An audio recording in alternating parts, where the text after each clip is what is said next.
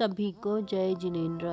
आज हम जानेंगे उत्तराध्ययन सूत्र अध्याय 1 गाथा 6। सुणिया भावम साणस सूयरस नरसय विनय ठवेज अपाण इच्छन्तो ही अपर्णो। इस गाथा का अर्थ सड़ी हुई कान की कुतिया, विष्ठा खाने वाले सुअर और हीन वृत्ति वाले मनुष्य के अभाव को, नकारात्मक परिणाम को, उसकी वृत्ति के कारण उसे जो नहीं मिला है उसके अनुभव को सुनकर अपने स्वयं का हित चाहते हुए अपनी आत्मा को विनय धर्म में स्थिर करे। इस गाथा का भाव अपने घर में हम टीवी कहाँ रखे, बेडरूम, शयन रूम, किचन कहाँ रखे, इसका हम नियोजन करते हैं। ऐसे ही अपने आत्मा को हमें कहाँ रखना है, किस व्यवस्था में रखना है, यह नियोजन करना है।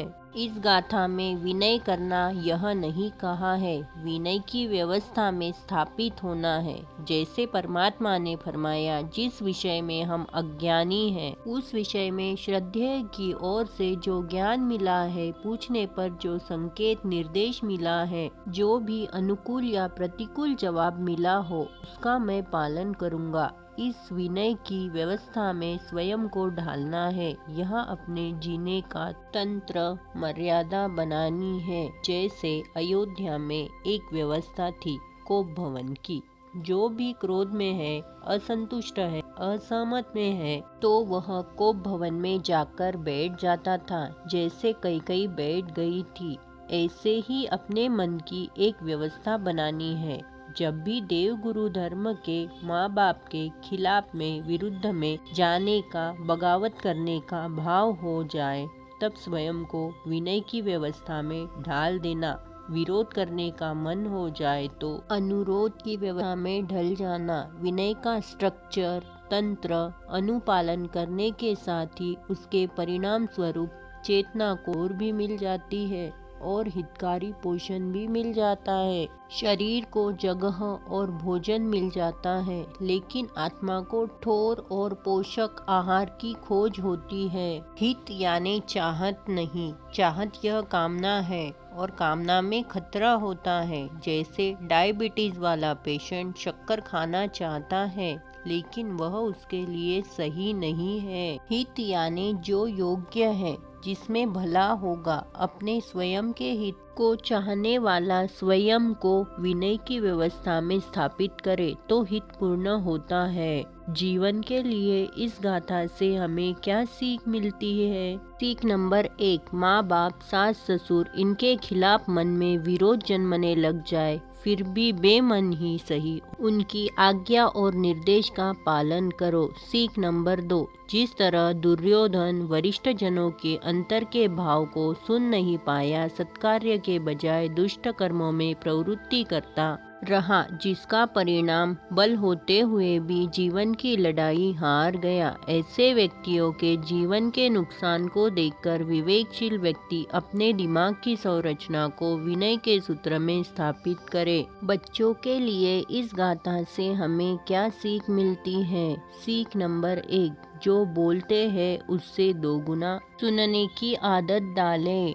सीख नंबर 2, टीवी में मारधाड़ या गलत सीरियल की बजाय विज्ञान, संशोधन, माहितीपूर्ण कार्यक्रम देखें। सीख नंबर 3, मोबाइल पर गेम में रमने के बजाय स्वास्थ्यपूर्ण मैदानी खेल में रुचि ले। सीख नंबर 4, गुरु बड़ों को प्रतिक्रिया देने के लिए एक प्रणाली, दृष्टिकोण अपनाए। जैसे जब वे मेरे खिलाफ कहते हैं तो मैं उस समय तुरंत बहस नहीं करूँगा।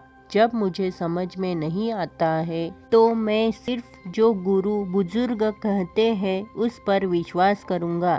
जब मैं निर्देश मांगता हूँ तो मैं उनके निर्देशों का पालन करूँगा। नारी और परिवार के लिए इस गाथा से हमें क्या सीख मिलती है? सीख नंबर 1, फैमिली मेंबर्स के बैठने के लिए अलग कमरा जगह रखे।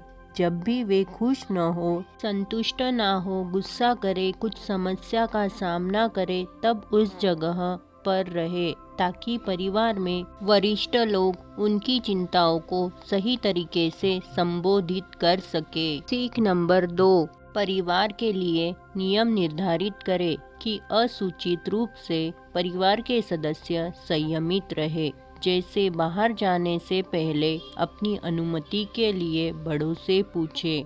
हर शाम को बड़ों के साथ अपनी समस्याओं पर चर्चा करें। सीख नंबर 3, एक बार बड़ों द्वारा तय किया जाने के बाद सभी को इसका पालन करना चाहिए। बिजनेस और व्यवसाय के लिए इस गाथा से क्या सीख मिलती है? सीख नंबर 1, गलत तरीके से किया हुआ व्यवसाय कैसे नुकसान करता है, उसे देखकर नीतिपूर्ण तरीके से व्यवसाय करें। जैसे चोर से कम दाम में मिला हुआ माल बेचते हुए पुलिस पकड़ ले तो धन भी जाता है और इज्जत भी जाती है। इस नुकसान को देखकर जल्दी जल्दी धनवान होने के चक्कर में गलत तरीके नहीं अपनाएं।